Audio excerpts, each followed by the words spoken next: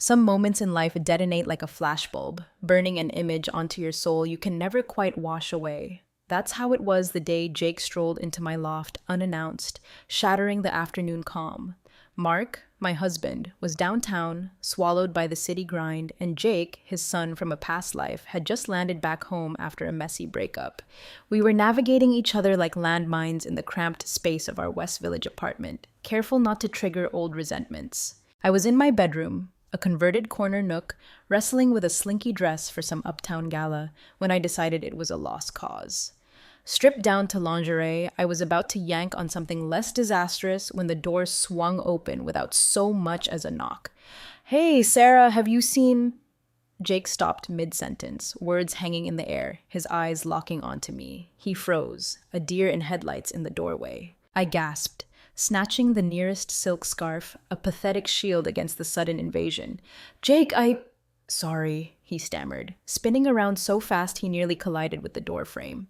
The door slammed shut, the echo reverberating through the apartment, leaving me standing there, pulse hammering, face ablaze with embarrassment, and something else, a flicker I couldn't name. Jake's return had thrown everything off kilter. Mark had sprung it on me like a surprise party no one wanted. "Jake needs a place to crash for a bit," he'd announced over takeout one night, eyes glued to his phone, oblivious to the seismic shift he was proposing. "You don't mind, right?" Of course, I'd murmured agreement. Jake was polite, distant, a ghost in the edges of our lives. We'd always maintained a surface-level truce, but having him here, a living, breathing reminder of Mark's history, injected a strange tension into the air. At 25, Jake possessed that effortless New York cool, undeniably handsome in a way that tugged at something dormant within me. He had Mark's dark hair and chiseled jaw, but his eyes held a softer, more introspective quality. He carried himself with a quiet confidence that made his recent heartbreak seem all the more bewildering. "She cheated," he'd confessed one evening when Mark was out, his voice flat. I'd tried to steer the conversation towards lighter waters, but Jake's bluntness had disarmed me. "Oh, Jake, I'm so sorry," I'd said, genuinely taken aback. "Don't be," he'd shrugged. "It happens." I found myself oddly admiring his composure. It was a Wednesday afternoon, Mark buried in deals downtown, and Jake supposedly out running errands. I was back in my bedroom, still battling with that ill-fated dress. It clung in all the wrong places, a sartorial betrayal. With a frustrated sigh, I peeled it off, tossing it onto the bed like a rejected suitor. Standing there in just my bra and panties, I rummaged through the closet, searching for something, anything else. That's when the door creaked open. "Sarah, have you seen—" Jake's voice cut off, his gaze snagging on the tableau before him. I froze, hanger still clutched in my hand, his eyes flicking from me to the floor. A blush, hot and furious, flooded his face as he whirled around, nearly sending a lamp crashing to the floor. I'm sorry," he stammered, backing out of the room as if retreating from a crime scene. "Jake!" I gasped, grabbing a robe and yanking it around me like armor. The door slammed shut, the sound echoing the frantic thump of my heart. The reality of what had just happened crashed down, a wave of mortification washing over me. For the rest of the day, I became a phantom in my own home, avoiding Jake, barricaded in my bedroom, pretending to be absorbed in emails I couldn't focus on. His shocked face was seared into my memory, each replay sending a fresh wave of heat crawling up my neck. At dinner, the tension was a thick fog we could barely see through. "Did you get those errands done?" I asked, my voice strained, attempting a semblance of normalcy. "Yeah," he mumbled, eyes glued to his plate. Mark, bless his oblivious heart, glanced between us, completely missing the silent earthquake rumbling beneath the surface. "I told Jake he should take some time off, figure out his next move," Mark declared, as if announcing a minor change in the weather. "That's a good idea," I agreed, my voice a touch too bright, too eager. Jake finally looked up, his expression unreadable. "I appreciate the hospitality," he said, his voice carefully neutral. "I won't overstay my welcome." "Don't be ridiculous," Mark waved a dismissive hand. "You're family." The days that followed were a tightrope walk. Every interaction with Jake felt charged, laced with unspoken awareness. We moved around each other like dancers in a silent ballet, avoiding any accidental collisions. He steered clear of being alone with me, a strategy I told myself was for the best. Yet, Despite my best efforts to shove the incident into the mental trash bin, it kept resurfacing, unbidden and unwelcome. One evening, I caught him watching me from across the living room, his gaze lingering just a beat too long, long enough to send a flutter of something unsettling through my stomach. I quickly averted my eyes, pretending to be engrossed in a magazine, but the moment clung to me, a persistent shadow. Then, subtle shifts began to occur. He started coming home earlier, spending more time in the shared spaces of the apartment. I found him in the kitchen late one night, leaning against the counter, a glass of water in hand. "Couldn't sleep?" I asked, keeping my tone light, casual. He shrugged. "Something like that." We stood there in a strained silence, the low hum of the refrigerator the only sound in the pre-dawn quiet. "About the other day," he said suddenly, his voice low, almost hesitant. "I'm sorry." "You don't have to apologize," I said quickly. Too quickly. "I shouldn't have just barged in like that," he continued, his gaze fixed on the floor. "It was an accident," I said, my voice softening, trying to diffuse the awkwardness. "Let's just forget about it." He looked up then, his eyes meeting mine, a question hanging in the air between us. "Is that what you want?" The question caught me off guard, leaving me momentarily speechless. "It's for the best," I said finally, the words feeling hollow even to my own ears. He nodded, but his expression betrayed a lingering doubt, a sense of something unresolved. The tipping point arrived one evening when Mark called, buried in a late meeting downtown. I was in the living room, flipping through channels on the TV when Jake walked in. He hesitated in the doorway, a silent question mark, before finally gesturing to the screen. "Want to watch something?" "Sure," I said, setting the remote aside, a sudden dryness in my throat. He sat down beside me on the plush couch, the cushions shifting under his weight, the space between us suddenly charged. We watched in silence, the sitcom laughter a bizarre counterpoint to the unspoken tension crackling between us. At one point, our hands brushed as we both reached for the remote, a jolt of electricity shooting up my arm. He pulled his hand back as if burned, his cheeks flushing a deeper crimson. "Sorry," he muttered, the word barely audible.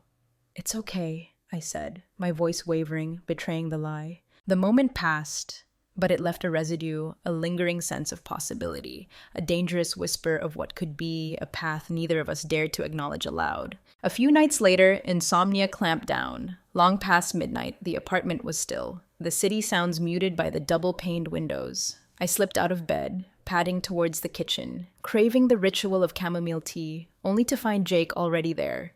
He was slumped at the kitchen table, a mug of coffee cradled in his hands, his gaze lost in the city lights flickering outside. The soft glow of the under-cabinet lights cast shadows across his face, making him look older, world-wearier than his 25 years. "Couldn't sleep either?" I asked, leaning against the doorframe, the question more a statement than an inquiry. He glanced up, startled, before managing a faint smile. "Something like that."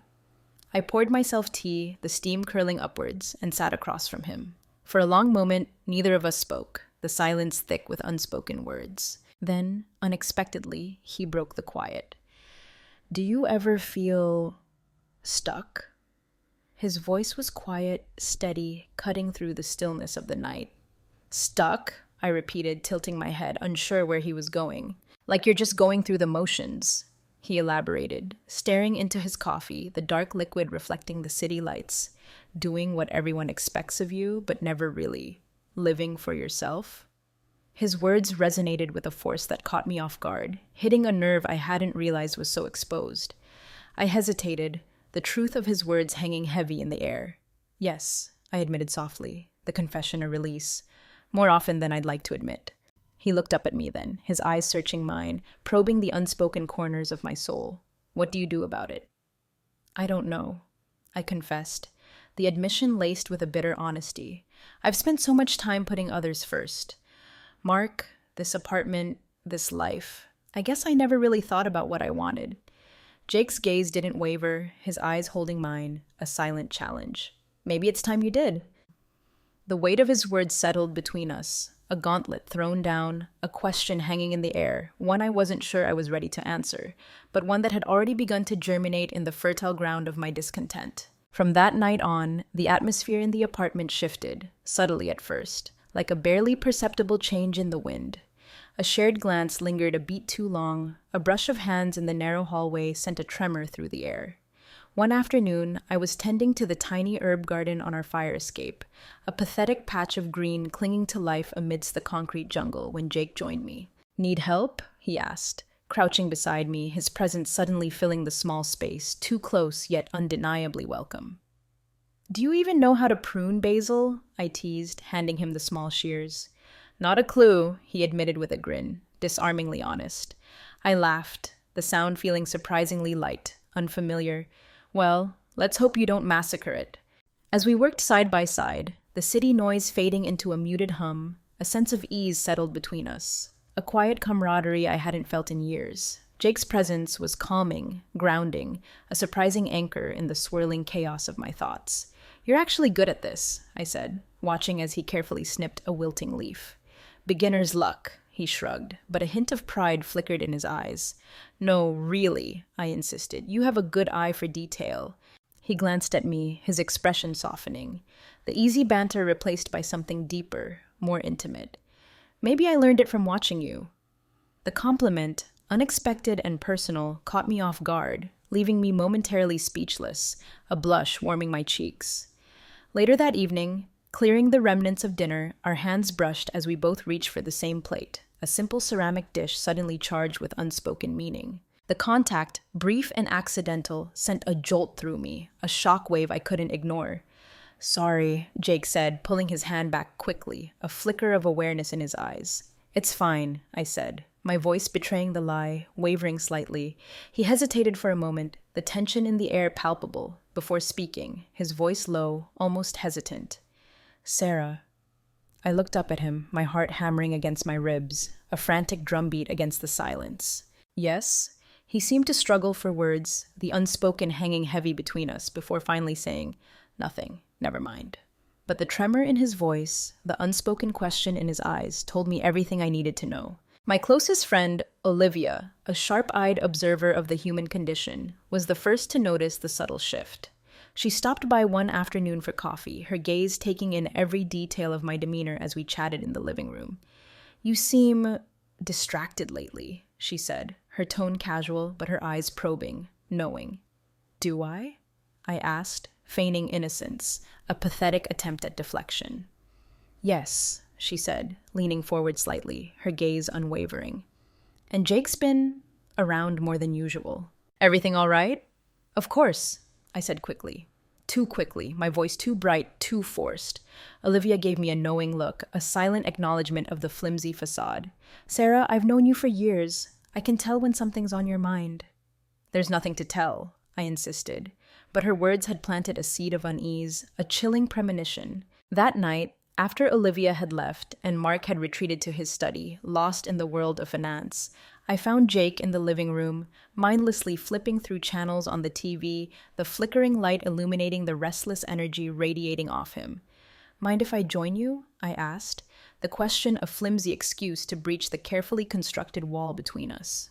"Not at all," he said, managing a smile that didn't quite reach his eyes. We watched in strained silence for a while, the space between us feeling both too close and impossibly distant. Finally, Jake set the remote down, the abrupt click echoing in the quiet room, and turned to me, his expression serious, almost grave. "Can I ask you something?" His voice was tentative, laced with an undercurrent of something deeper. "Of course," I replied, my heart suddenly racing, anticipating the question, dreading the answer. "Do you ever regret marrying my dad?" The question, blunt and unexpected, caught me completely off guard, knocking the air from my lungs. I hesitated, the weight of the question pressing down on me, the truth tangled and complicated. "I don't regret it," I said carefully, choosing my words with precision, walking a tightrope of honesty and evasion. "But sometimes I wonder if I made the right choice." Jake nodded, his expression thoughtful, absorbing my carefully chosen words. "I've been wondering a lot about choices lately," he confessed, his gaze drifting towards the city lights twinkling outside the window. I turned to him, my pulse quickening, the air suddenly charged with unspoken possibilities. "Like what?" I asked, the question barely a whisper, laced with anticipation. "Like, what it means to follow your heart," he said, his gaze locking onto mine, the city lights reflected in their depths, mirroring the turmoil within me. The room felt impossibly still, the city noise fading into a muted hum, the air between us thick with unspoken words, with the weight of unspoken desires. Before I could overthink it, before I could retreat back into the safety of denial, I reached out, my hand trembling slightly, and placed it over his. "Jake," I began, the name a breath, a plea, but the rest of the words caught in my throat, choked by the unspoken emotions surging between us. He leaned closer, his eyes searching mine, seeking permission, seeking understanding, seeking something I wasn't sure I was ready to give, but desperately wanted to. "You don't have to say anything," he whispered, his voice a low rumble that resonated deep within me. The moment hung suspended in time, fragile as a soap bubble, poised to burst at any second, but neither of us moved to break it, trapped in the magnetic pull of an unspoken connection, a dangerous dance on the edge of something forbidden. Just as the tension between Jake and me reached a fever pitch, on the verge of combusting into something neither of us could control, his past materialized in the form of Sierra, his ex-girlfriend. She showed up at the apartment unannounced one afternoon, a polished, perfectly coiffed apparition, her arrival shattering the fragile equilibrium we had precariously maintained. Her polished veneer was a stark contrast to the emotional wreckage she had left in her wake, and the chaos her reappearance threatened to unleash. "Jake?" she purred, her voice saccharine sweet as she stepped inside, as if she owned the place, as if she owned him. "I've missed you." "What are you doing here, Sierra?" Jake asked, his tone wary, guarded, the warmth draining from his eyes, replaced by a cold, hard edge. "I wanted to talk," she said, flashing him a practiced smile, all teeth and no warmth. I retreated to the kitchen, a silent observer. Out of sight, but within earshot, the clatter of dishes a pathetic attempt to drown out the conversation unfolding in the living room. "I've been thinking about us," Sierra said, her voice taking on a pleading note, a desperate edge. "I made a mistake, Jake. I want to fix things." "There's nothing to fix, Sierra," Jake said firmly, his voice unwavering, shutting down her plea with brutal efficiency. "Don't be like this," she pleaded, her voice rising slightly, the saccharine veneer cracking, revealing the sharp edges beneath. "We were good together." As their conversation continued, a cold knot of jealousy twisted in my stomach, a visceral reaction to the possessive tone in Sierra's voice, the way she spoke of us, of a shared past I had no part in. That evening, I found Jake on the fire escape, tending to the struggling herbs, seeking refuge in the small patch of green, a mirror of the fragile hope clinging to life within me. He stood silently for a moment, his back to me, the city noise a muted backdrop to his solitude, before finally speaking, his voice low, resolute. "Sierra is not staying." I didn't ask, didn't need to, the tension in the air confirming everything. "I didn't ask," I replied, my voice betraying me, a tremor of vulnerability creeping in. He stepped closer, his presence a warm, steady anchor in the swirling uncertainty. "You don't have to worry about her." I looked up at him, my heart pounding against my ribs, a frantic rhythm of fear and hope. "I'm not worried," I lied, the words flimsy, unconvincing. "You don't have to lie to me, Sarah," he said, his voice soft, intimate, his gaze holding mine, seeing through the facade. Before I could respond, before I could unravel the tangled emotions churning within me, he reached out, his hand gentle, hesitant, and tucked a stray strand of hair behind my ear. The gesture, so tender, so unexpectedly intimate, left me breathless, speechless, the simple touch igniting a fire that had been smoldering beneath the surface for weeks. That night, the fragile thread holding us back, the invisible barrier of propriety and obligation, snapped, severed by the quiet reassurance in the garden, the unspoken promise in his touch. The pull between us, the magnetic force that had been building, became undeniable, impossible to ignore. The lines between what was acceptable and what was forbidden blurred, dissolved, until they disappeared entirely. It started small, a lingering touch, a stolen glance across a crowded room, a whispered word in the pre-dawn quiet. But it wasn't long before the secrecy itself became part of the allure, the forbidden fruit tasting all the sweeter for the risk involved.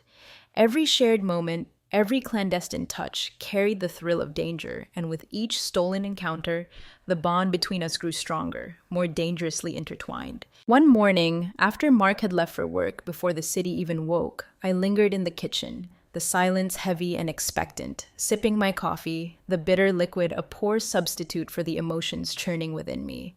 Jake appeared in the doorway, hair tousled, his white t-shirt slightly wrinkled, the image of him both familiar and forbidden. "Morning," he said, his voice still thick with sleep, the word a soft rumble in the quiet apartment. "Morning," I replied, my pulse quickening at the mere sight of him, the casual greeting charged with unspoken meaning. He poured himself coffee, the clinking of the mug echoing in the silence, and leaned against the counter, his eyes studying me, a silent question hanging in the air. "You're up early," he observed, his gaze intense, unwavering. "So are you," I countered, attempting a lightness I didn't feel, trying to sound casual, nonchalant, as if this was just another ordinary morning in our increasingly complicated lives. For a long moment, we stood in silence, the tension between us palpable, thick enough to cut with a knife, the unspoken desires hanging heavy in the air. Then, slowly, deliberately, he crossed the room, the distance closing between us, and sat beside me at the small breakfast table, the proximity sending a shiver of anticipation down my spine.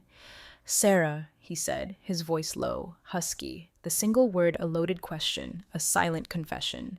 I looked up at him, my heart pounding against my ribs, a frantic drumbeat echoing in my ears.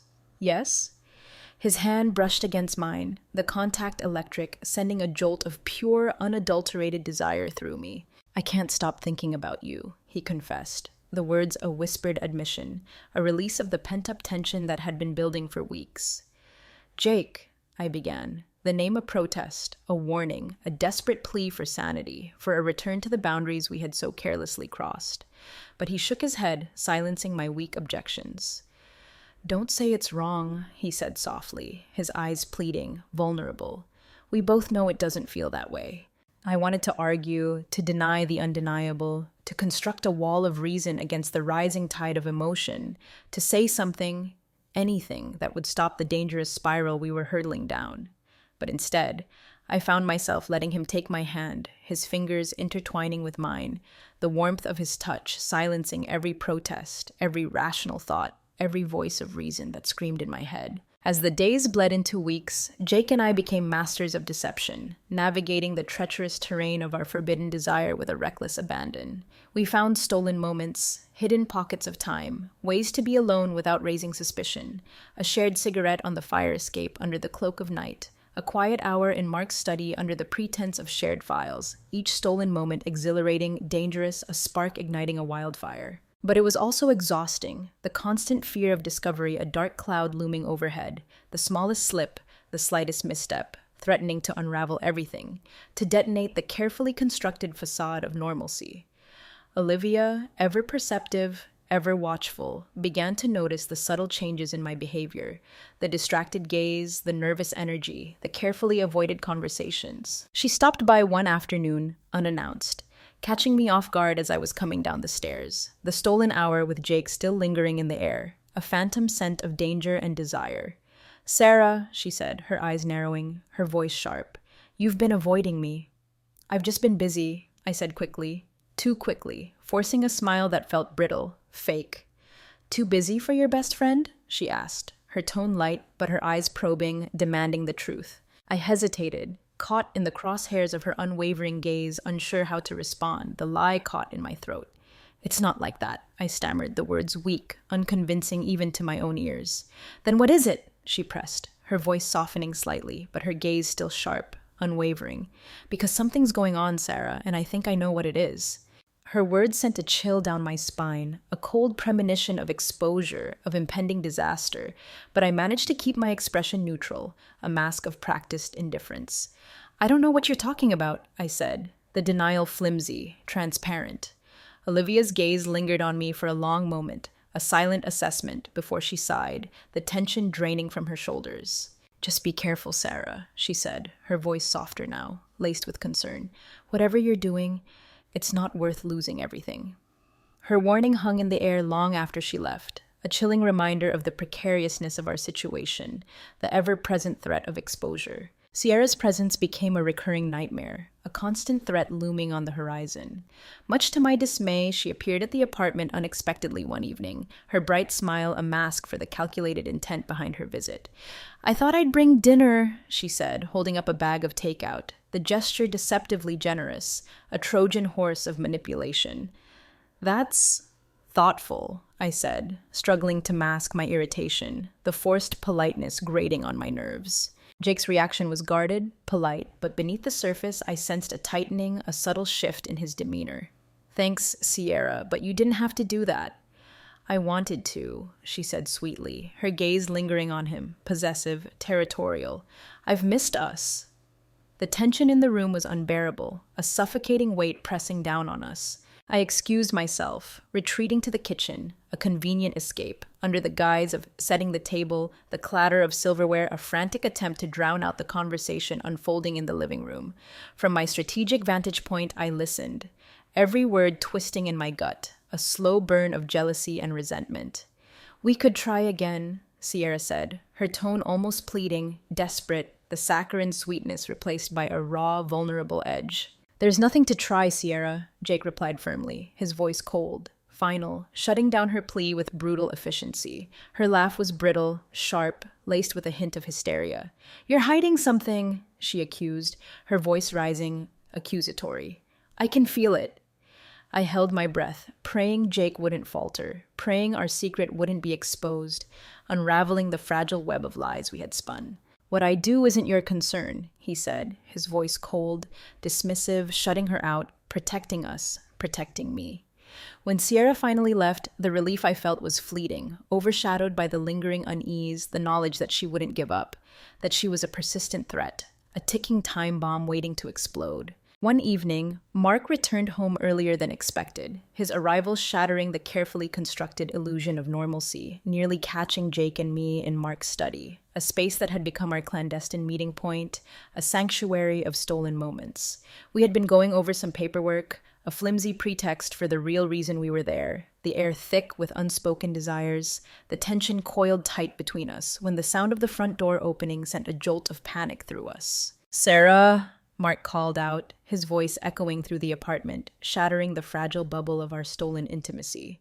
And here, I replied, my voice strained, a forced lightness that belied the frantic scramble to create distance between Jake and myself, to rearrange the carefully staged scene, to erase the lingering traces of our forbidden encounter. Mark appeared in the doorway moments later, his brow furrowed, his eyes narrowed as he took in the tableau before him, the staged paperwork, the forced casualness, the palpable tension hanging heavy in the air. What are you two doing? His question hung in the air, laden with suspicion, with unspoken accusations.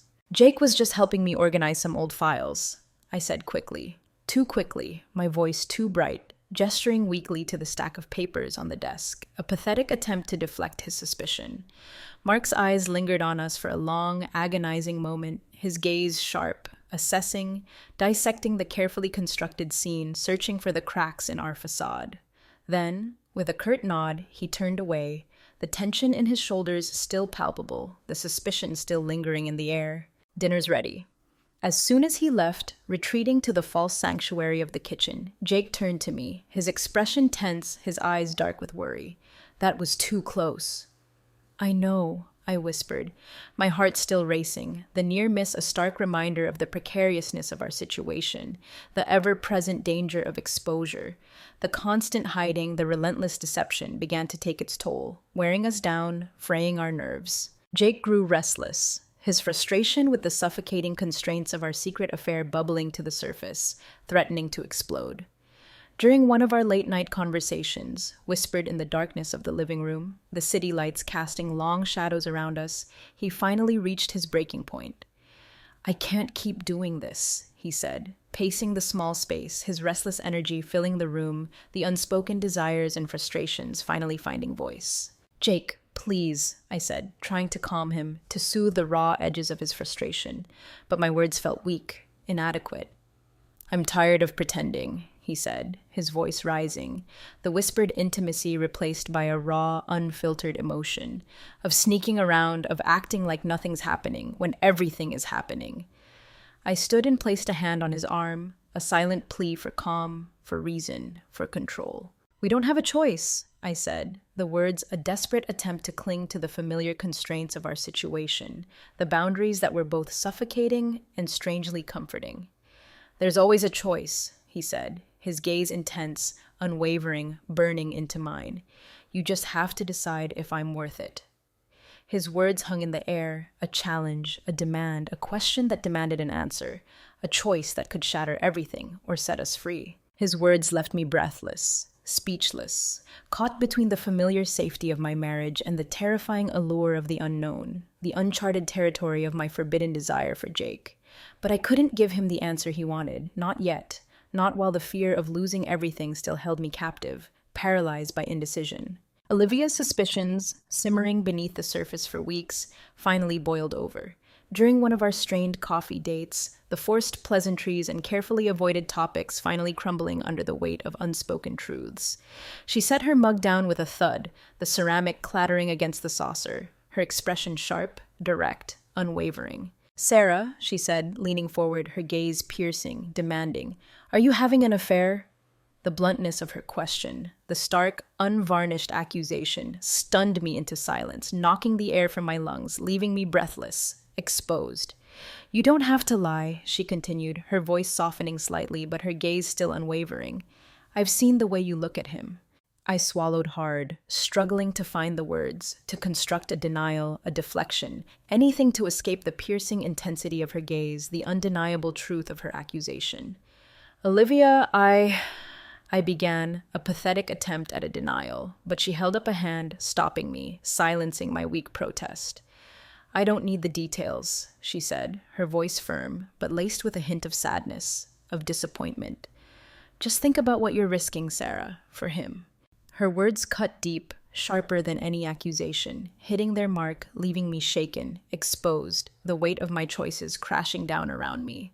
Long after she left, her warning echoed in my head, a chilling premonition of the inevitable fallout, the devastating consequences of my forbidden desire. Sierra's persistence, relentless and unwavering, reached a breaking point. She confronted Jake directly, her anger and frustration finally erupting into a public display of accusation and rage. I overheard their argument in the driveway, the raised voices carrying through the open windows, her voice sharp with accusation, laced with jealousy and possessiveness. "You're hiding something!" she screamed, her voice cracking with emotion. "And I'm going to find out what it is." Jake's response was calm, measured, a stark contrast to her emotional outburst, but firm, unwavering. "Sierra, you need to move on." "Not until I get the truth," she snapped back, her voice shrill, bordering on hysterical, the confrontation sending a wave of panic through me, a visceral fear of exposure, of the carefully constructed facade crumbling, revealing the messy, dangerous truth beneath. If Sierra discovered the truth, if she exposed our secret, it would destroy everything, shattering my marriage, my life, everything I had built, everything I held dear. The day Sierra decided to escalate, to unleash the full force of her fury, everything began to unravel, the carefully constructed lies and deceptions finally collapsing under the weight of her relentless pursuit. She cornered me in the herb garden on the fire escape, a small confined space, trapping me, her demeanor both saccharine sweet and razor sharp, the duality chilling, menacing. "Lovely herbs," she said, her voice dripping with false admiration, brushing her fingers over a basil leaf as if admiring its delicate beauty, but her eyes held a cold, calculating glint. "Thank you," I replied cautiously, my voice tight, wary, not trusting the false pleasantries, the predatory glint in her eyes. She turned to face me, her smile brittle, sharp, like shattered glass. "You know, I've been thinking about Jake a lot lately," she said, her voice low, conspiratorial. "He's been different, guarded, secretive." Her gaze sharpened, pinning me down, demanding a response. "Do you know anything about that, Sarah?" I forced a smile, a pathetic attempt at deflection, at playing the innocent bystander. "Jake's been through a lot recently," I said, my voice steady but betraying the frantic pounding of my heart. "I'm sure he just needs time." Sierra tilted her head, her expression turning cold, predatory, the saccharine sweetness vanishing, replaced by a chillingly calculating gaze. "Maybe," she said, the word hanging in the air, laden with suspicion, with unspoken accusations. "Or maybe there's more to it." "I'm not sure what you're implying, Sierra," I said, my voice steady, despite the panic rising in my chest, threatening to choke me, to betray the carefully constructed facade of composure. She stepped closer, invading my personal space, her gaze piercing, unwavering, drilling into me, searching for the truth. "If there is something," she hissed, her voice low, venomous. "You should know, Sarah, I won't let it slide. Jake deserves better than to get caught up in whatever this is." I didn't respond. The words caught in my throat, choked by the weight of her accusation, the chilling certainty in her voice. Her words hung in the air, a threat, a promise, a declaration of war. Later that evening, Olivia showed up at the apartment unannounced, her expression stormy, her eyes flashing with anger and disappointment. "Sarah," she said, brushing past me, pushing her way into the living room, her entrance as forceful and unwelcome as a storm front. "We need to talk." I closed the door, bracing myself for the inevitable confrontation, the long overdue reckoning. "Olivia, now isn't a good time." "Too bad," she interrupted, cutting me off, her voice sharp, unforgiving, turning to face me, her eyes blazing with righteous anger. "I've tried to give you space, Sarah, but I can't stay quiet anymore."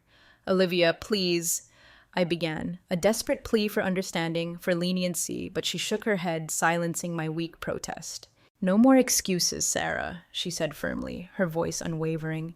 "I know there's something going on between you and Jake, and if I know, how long do you think it'll be before Mark figures it out?" Her words struck like a slap, the cold, hard truth hitting me with brutal force, the imminent exposure, the inevitable destruction of everything I held dear. "You don't understand," I said weakly, the words a pathetic defense, a futile attempt to justify the unjustifiable. "Then make me understand," she said, her voice softer now, laced with a hint of sadness, of disappointment, the anger tempered by concern, by a deep-seated fear for my well-being. "Sarah, I'm your friend," she said gently, her voice filled with a weary resignation. "But you're playing with fire and someone's going to get burned." Tears welled in my eyes, hot, shame-filled tears, as I sank onto the couch, the weight of my choices crushing me, the inevitable fallout looming large. "I didn't mean for this to happen," I whispered, the confession a release, a surrender. "But it did," Olivia said gently, her voice laced with a weary understanding. "And now you need to decide what you're going to do about it."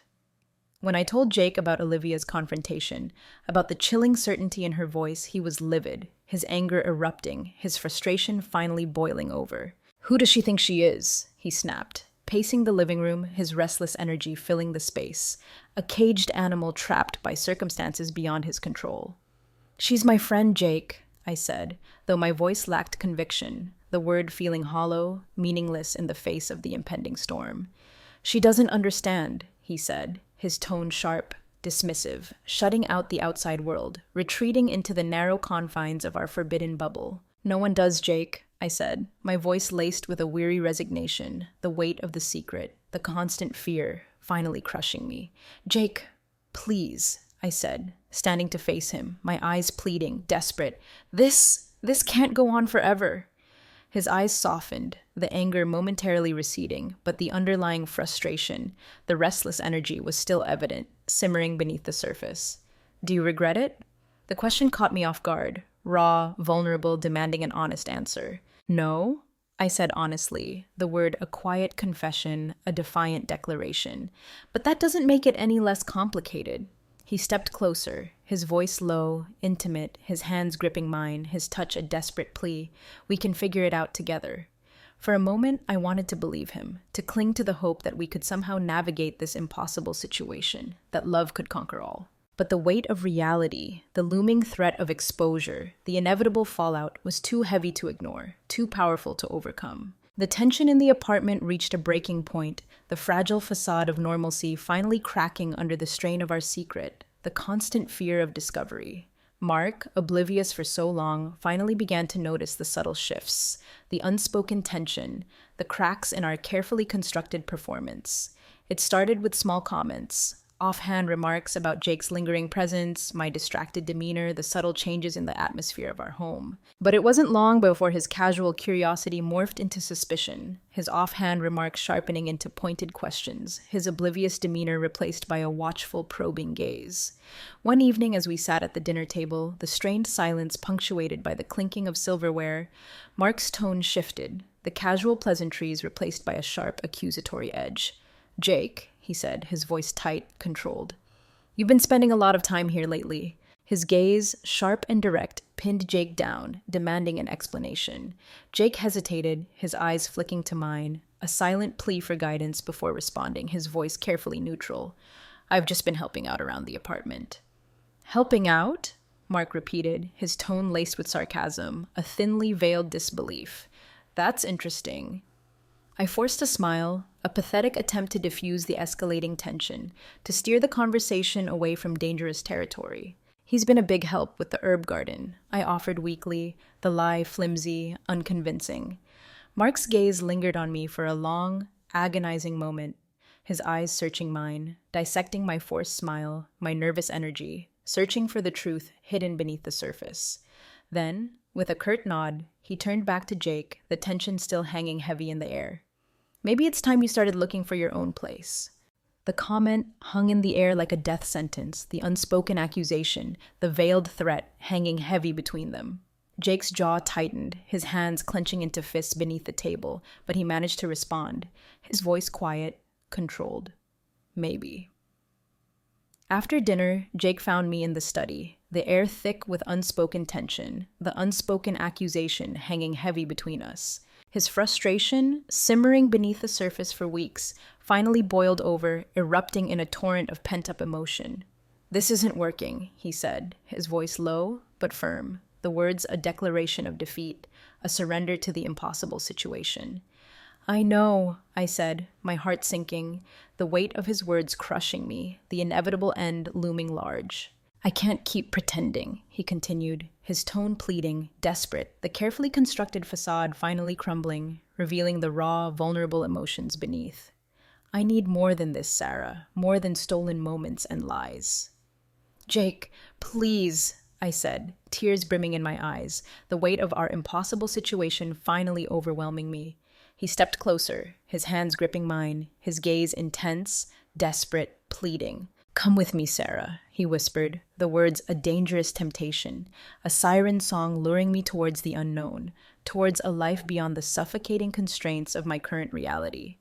"Leave all of this behind." His words sent a jolt through me, a thrill of fear and excitement, the terrifying allure of escape, of freedom, of a life lived on my own terms. But I couldn't bring myself to answer. Paralyzed by indecision, torn between the familiar safety of my marriage and the terrifying allure of the unknown, the weight of my responsibilities, my marriage, the life I had built, the fear of losing everything, were all too much to ignore, too powerful to overcome. Before I could make a decision, before I could even begin to contemplate the impossible choice he had laid before me, Sierra returned, a vengeful force unleashed, this time armed with more than suspicion, with the weapon of exposure, the power to destroy everything. She confronted Jake in the driveway, her voice loud enough to draw the attention of the entire neighborhood, her accusation ringing out, shattering the fragile peace of our quiet street. "I know what you've been doing," she screamed, her tone venomous, laced with betrayal and rage, the accusation aimed directly at us, piercing the carefully constructed walls of secrecy. Jake crossed his arms, his expression calm, controlled, a mask of practiced indifference, but I saw the flicker of fear in his eyes, the subtle tightening of his jaw. "What are you talking about, Sierra?"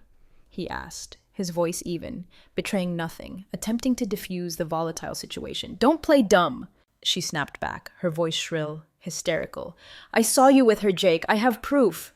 My heart sank, plummeting to my stomach, a cold wave of dread washing over me as I watched from the window, paralyzed by fear, by the horrifying realization that our secret was no longer safe, that exposure was imminent, inevitable. Her words, a dagger aimed directly at us, at our fragile, forbidden love, pierced the heart of our carefully constructed deception. "If you try to deny it," Sierra continued, her voice shaking with rage, "I'll make sure everyone knows." Jake didn't respond, his silence a tacit admission of guilt, the damage already done, the exposure inevitable. Back inside, I found Jake pacing the kitchen, his expression stormy, his eyes dark with a desperate resolve. "We have to do something," he said, his voice low, urgent, the weight of the impending disaster pressing down on him. "What do you mean?" I asked, my voice trembling, barely above a whisper, the fear gripping me, paralyzing me. "Sierra won't stop," he said, his jaw tightening, his eyes hardening. "If we don't act, she'll destroy everything." "But how?" I asked, feeling helpless, trapped, cornered. "I'll talk to Greg," he said firmly, the name sending a shiver of fear down my spine. Jake, no, I said, fear gripping me, the name Greg synonymous with danger, with violence. Greg's dangerous. So is she, he countered, his voice hard, resolute, the desperate edge in his eyes betraying his fear, his desperation. And with that, he left the apartment, disappearing into the night, a sinking feeling settling in my chest, a premonition of disaster, of irreversible damage. Jake returned late that night, the city sounds muted by the closed windows, the silence in the apartment heavy, oppressive. His expression was grim, his face etched with worry, the tension in his shoulders telling me everything I needed to know. The conversation with Greg hadn't gone as planned, the desperate gamble had failed, the situation spiraling out of control. What happened? I asked, my voice barely above a whisper, the question hanging in the air, heavy with dread. He sank into the chair across from me, his body slumping with exhaustion, his hands rubbing his temples, the weight of the world pressing down on him. He knows, Jake said finally, the word a death knell, a confirmation of my worst fears. Greg knows, he repeated, his voice flat, emotionless, about us. The room felt like it had dropped 10 degrees, a sudden chill permeating the air, a cold dread settling in my stomach. How? I asked, the question barely audible, choked by fear. Sierra told him everything, Jake replied, his voice devoid of emotion, numb with defeat. And now he's threatening to tell Mark, unless we leave. I felt my breath hitch, the air escaping my lungs, leaving me lightheaded, dizzy with fear. Leave? I repeated, the word a question, a plea for clarification, a desperate hope that I had misunderstood. Leave together, he nodded, his eyes meeting mine, his gaze desperate, pleading. It's the only way to stop him. For hours, I paced the living room back and forth, torn between loyalty and desire, between fear and freedom, between the life I knew and the terrifying allure of the unknown. Jake sat silently, watching me, his gaze intense, unwavering, his presence a silent pressure, a constant reminder of the impossible choice I faced. What about Mark? I asked, finally, stopping to face him, the question a desperate plea for a way out, a way to avoid the inevitable destruction. What about this life I've built? Jake stood, crossing the room to stand in front of me, his eyes searching mine, his gaze penetrating the carefully constructed walls around my heart. What life, Sarah? He asked, his voice soft but firm. The words a gentle challenge, a painful truth. A life where you're invisible, where your happiness doesn't matter. His words hit harder than I wanted to admit, piercing the carefully constructed defenses around my heart, exposing the raw, vulnerable truth beneath. I can't just walk away, I said, my voice trembling, the words a desperate attempt to cling to the familiar, to the safety of the known. You can, he said, cupping my face in his hands, his touch gentle, insistent. You just have to choose me. Before I could decide, before I could even begin to grapple with the impossible choice, the decision was taken from me, snatched away by the cruel hand of fate. The next morning, Mark confronted me in the kitchen, his face pale, drawn, his eyes red-rimmed, his phone clutched tightly in his hand, the screen illuminated, a beacon of betrayal. Sarah, he said, his voice shaking, barely contained anger simmering beneath the surface. Is there something you'd like to tell me?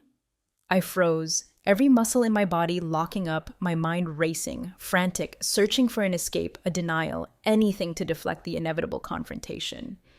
What are you talking about? I asked weakly, the question a pathetic attempt at feigned ignorance, a futile delay of the inevitable. He threw the phone onto the counter, the impact echoing in the sudden silence, the screen flashing, displaying the damning evidence, the text messages between Jake and me, laid bare for all to see.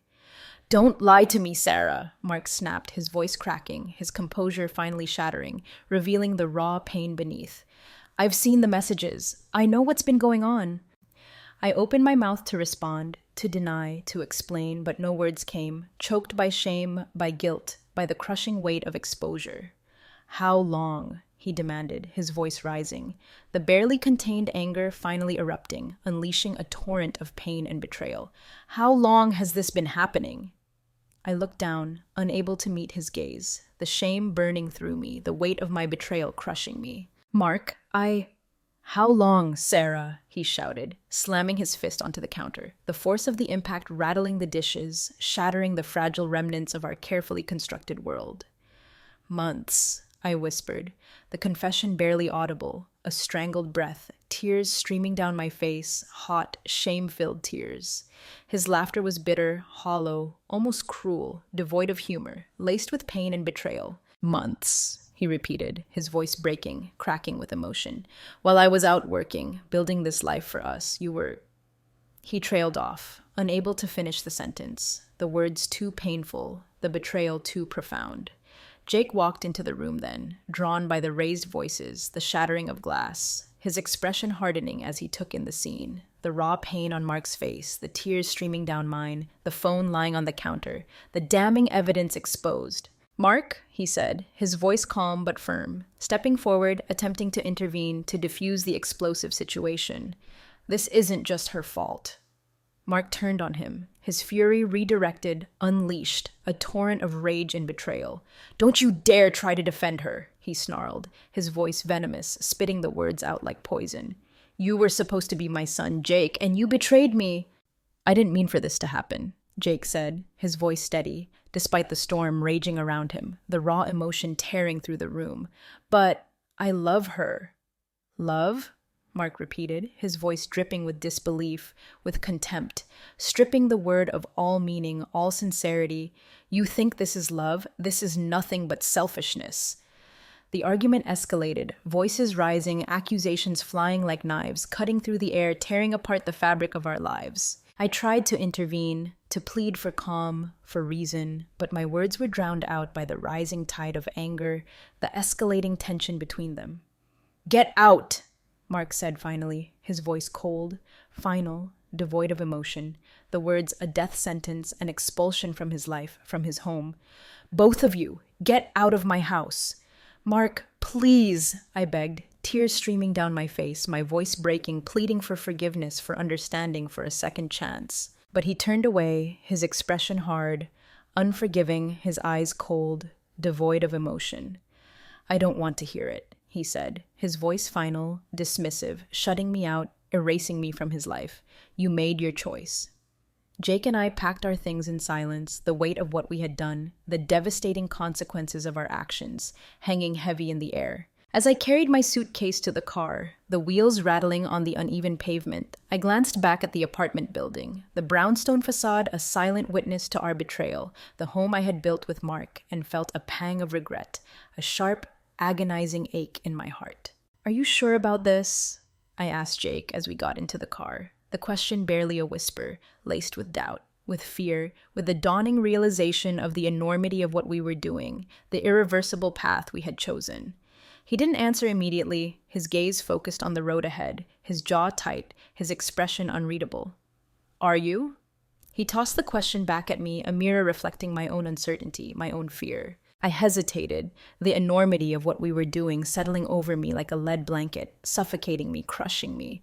"I don't know," I admitted, the confession a painful truth, a surrender to the unknown. Just as we pulled onto the highway, leaving the city behind, my phone buzzed with a notification, a message from Sierra, a final, vengeful act of destruction. "Hope it was worth it," the message read, cold, taunting, laced with malicious satisfaction.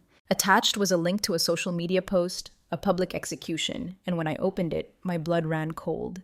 The screen flashing with the damning evidence, the screenshots of the messages between Jake and me laid bare for the world to see, along with a scathing caption, a public shaming, a declaration of war.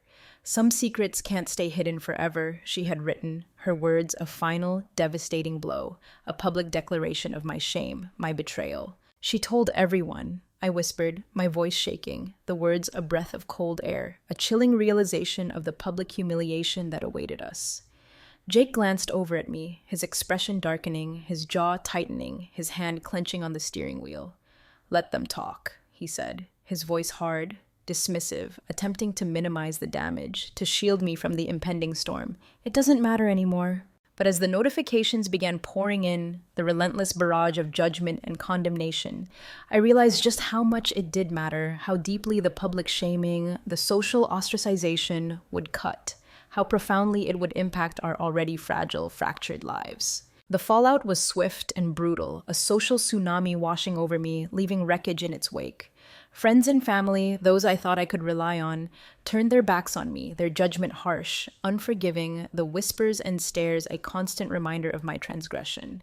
Mark filed for divorce within days. A swift, decisive severing of all ties, leaving me adrift, alone, to pick up the shattered pieces of my life. Jake tried to be my anchor, a steady presence in the swirling chaos, but even his love, his unwavering support, couldn't shield me from the storm, couldn't erase the shame, the guilt, the public condemnation. The strain of our decision, the weight of our shared transgression began to show, cracks forming in our relationship, fissures widening, becoming harder to ignore, harder to bridge. One evening, as we sat in the small, sterile apartment we had rented, the silence heavy, oppressive, the weight of our choices pressing down on us, Jake turned to me, his expression heavy, his eyes filled with a weary sadness. "This isn't what you wanted, Sarah," he said, his voice quiet, barely above a whisper, a statement of fact, not an accusation. I looked at him, tears brimming in my eyes, the truth of his words a painful echo of my own unspoken doubts. "It's not what you wanted either," I said softly. The confession, a shared burden, a mutual acknowledgement of the sacrifices we had made, the dreams we had lost. For a long moment, we sat in silence, the weight of our choices pressing down on us, the unspoken regrets hanging heavy in the air.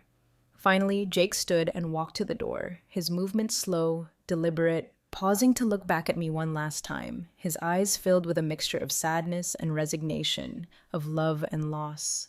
"I'll always care about you, Sarah," he said, his voice soft, filled with a bittersweet tenderness. "But we can't keep doing this."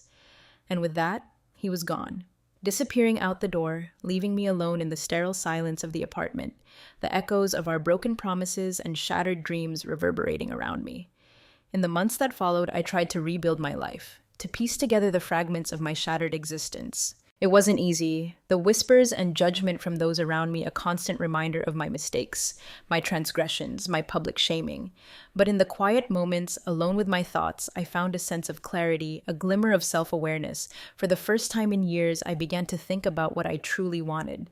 Not for Mark, not for Jake, but for myself, for Sarah. Looking back, I realized that while I couldn't change the past, couldn't erase the mistakes I had made, I could learn from them, grow from them, and perhaps in time I might find a way to move forward, to forgive myself, to build a new life, a life of my own making, a life defined not by my mistakes, but by my resilience, my capacity for growth, my enduring hope for a future I could not yet imagine. The weeks after Jake left were a desolate landscape, a barren emotional terrain. The apartment, once a sanctuary of stolen moments, now felt impossibly quiet, echoing with the ghosts of our broken promises. The weight of everything I had lost, the wreckage of my marriage, the shattered remnants of my social life, pressed down on me relentlessly, a suffocating burden. Mark's absence, though expected, a foregone conclusion, left a hollow ache, a void in the fabric of my days. Friends I thought I could rely on, those I had shared laughter and confidences with, disappeared, their judgment too heavy to hide behind polite conversation, their silence a deafening condemnation. But I couldn't afford to wallow, to succumb to the despair that threatened to engulf me. The first steps of rebuilding were painful, tentative, but necessary, a slow, arduous climb out of the wreckage. I took a job at a local art supply store in Soho, seeking refuge in the vibrant colors, the tactile textures, the silent promise of blank canvases, symbols of potential, of new beginnings, though I rarely touched them, the creative spark dimmed by the weight of my grief. It was Olivia who reached out first, a tentative olive branch extended across the chasm of our strained friendship. "I'm not here to lecture you," she said over coffee one morning at a small cafe in the village, her voice softer, less judgmental than it had been during our last explosive confrontation, but her eyes still held a trace of caution, a lingering unease. "I appreciate that," I said, wrapping my hands around the warm ceramic mug, seeking comfort in the simple warmth. "I just want to know," she continued, her gaze softening, a flicker of genuine concern replacing the earlier judgment. "Are you okay, Sarah?" I hesitated, the question hitting a raw nerve, the answer tangled and complicated, defying easy articulation. "I don't know," I admitted honestly, the words a quiet confession, a surrender to the messy, unresolved reality of my emotional state. "But I'm trying to be." She nodded, her expression thoughtful. accepting my hesitant admission, my fragile attempt at resilience. "That's all you can do," she said, her voice laced with a quiet understanding, a glimmer of hope in the face of despair. Months later, just as the raw wounds were beginning to scab over, the sharp edges of grief softening into a dull ache, a knock at my door disrupted the fragile peace I had tentatively constructed. When I opened it, my breath caught in my throat, my heart leaping with a mixture of fear and anticipation. It was Mark. He looked older than I remembered, the lines around his eyes deeper, his face lined with exhaustion, but his presence still carried the same weight, the same quiet authority it always had, filling the small apartment with an unspoken tension, a lingering echo of the life we had once shared. "Can we talk?" he asked, his tone surprisingly calm, devoid of anger or accusation, a quiet request, not a demand. I stepped aside, motioning for him to come in, the small apartment suddenly feeling smaller, more cramped, his presence filling the space, a ghost from a past life. He didn't sit, instead standing by the window, gazing out at the street below, the city noise a muted hum in the background. "I thought I'd hate you," he began, his voice quiet, almost hesitant, the words a confession, a surprising vulnerability. "For what you did, Sarah, for what you destroyed." I sat down on the edge of the couch, my hands twisting in my lap, the weight of his words pressing down on me, the unspoken accusations hanging heavy in the air. "Mark, Let me finish," he interrupted gently, turning to face me, his eyes meeting mine, holding my gaze with a surprising tenderness. "I thought I'd hate you, Sarah," he repeated, his voice softer now, laced with a weary resignation. "But all I feel is sadness, for us, Sarah, for what we could have been." His words hit harder than any accusation, the quiet sadness more devastating than any rage, the unspoken regrets hanging heavy between us. "I didn't mean to hurt you, Mark," I said, my voice trembling, the confession a release of pent-up guilt, a plea for forgiveness. "I know," he said, his voice low, understanding, accepting, "but that doesn't make it easier." We talked for hours that night, the city lights fading into the pre-dawn glow, revisiting moments in our marriage that had gone unnoticed at the time, but now felt monumental, defining moments of missed connections, of unspoken needs, of a love that had slowly, imperceptibly withered and died. By the time he left, the anger between us had lessened, the sharp edges of resentment softened, replaced by a quiet understanding, a shared grief for the life we had lost, the future that would never be. Jake's departure left a different kind of void, a different kind of ache, one filled with unanswered questions, with unspoken longings. Where had he gone? Did he regret what we had done? Did he think about me the way I thought about him, the memories of our stolen moments a bittersweet ache in my heart? One evening, as I was closing up the art supply shop, locking the doors, turning off the lights, I found a letter tucked beneath my windshield wiper, a small, folded piece of paper, innocuous yet charged with unspoken meaning.